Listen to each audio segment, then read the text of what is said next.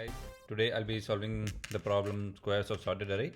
So I'll be explaining three different methods to solve this problem. So one is the brute force method, one is a method we're using an extra memory, and third one is the most efficient method. It's similar to binary search or binary sort method. Okay, so let's start with the first method. So the problem name is squares of a sorted array. So given an array of integers a sorted in non-decreasing order, which means it's sorted in increasing order, -4, -1, 0, 3, 10. Return an array of squares of each number, also in sorted non-decreasing order. Basically, you have been given an input and you have to return an array which contains the squares of the input numbers.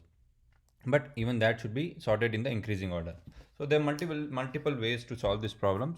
And one brute force solution is you square every number in the given input and store it in an array, and then use some sorting algorithm to sort that array. Okay, so that's a brute force method. The second solution, what you can think of is, so basically you need to have a data structure which will store the results in a sorted way, right? So one thing which comes to my mind is the priority queue, which can be min heap or max heap. So in this case, we need the smallest element on the top. So we'll try to form a min heap and input every square of every number into the min heap and retrieve it back and store in the result. Let's quickly solve that problem. Right? So you need to take a min heap which will store integers. Right? So by default it will be max heap, right? So what you can do is you can give a function something like this, greater. So it will store the smallest element at the top, and let's name it as q. So now we need to go over the array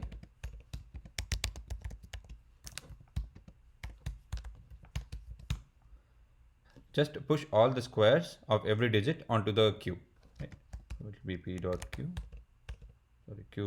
push. So it will be q dot push a of I into a of I.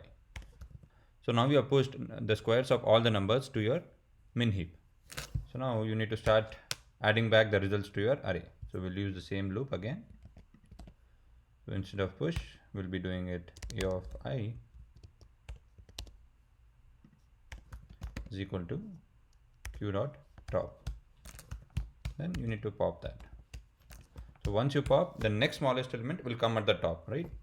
So that's how you get all the elements in an increasing order. So now you just return. Okay, that's it. Okay, now let's submit and see if it passes for all the cases. So this solution works. If you can see, the runtime is 172 milliseconds. It's not that faster, but again, it uses extra memory. So there's a way we can solve this problem by avoiding the usage of extra memory. So that brings us to the third solution. In the third solution, what we do is we take 3 pointers, L, which points to the lower index, K and R, which points to the higher index, right? So every time what you do is you need to compare these two elements, first and last, and see the absolute value. Is 4 greater than 10?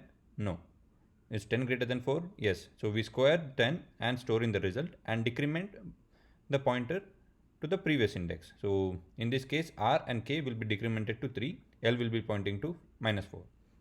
So in the next iteration, again we check the absolute values, 4 and 3. Whichever is greater, we take the square. So in this case, 4 square will be 16 and we'll store the result here. So again, and we'll increment the lower pointer to point to -1, and then we'll decrement our K pointer to point to the third location, so that next time when we have a result, we can store it here. So this solution will be much clearer once I write the code. Let me quickly write that. Reset this. Okay. As I said, we need 3 pointers. Let's take the result array first. Okay. Next we need 3 pointers. First one is pointing to the first index. R is pointing to a dot size -1, and same with K. So K will be the pointer for our result array. So we start traversing until K is greater than equal to 0, right? So until we reach the first index of the result array. So first thing what you check is you check the absolute values. If absolute value of A of L, if it is greater than absolute value of A of R, then we know first element is greater. So what we do is result at Rk will be equal to A of L into A of L. Then we need to decrement K as well as increment L. In the else case, we need to do for R to R minus minus and K minus minus. So at the end of this loop, we'll have our result array. So we just return that. Let's try to submit and see if it works fine. Oops. Oh yeah. It's in bracket there. Okay, let's submit and see if this works fine for all the cases. Looks like it did. So here you can see it's much faster. It's almost 88%, 88.44 percentile faster than the previous solutions, and it uses only 60 milliseconds.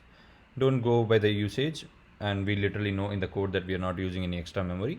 We are just using an array to store the result. That's it. So these are the 3 ways to solve this problem. So if you guys want me to solve any particular problem, please do let me know in the comment section below, and do like, share and subscribe, and do connect with me via Instagram. Until next time, keep learning every day. Bye bye.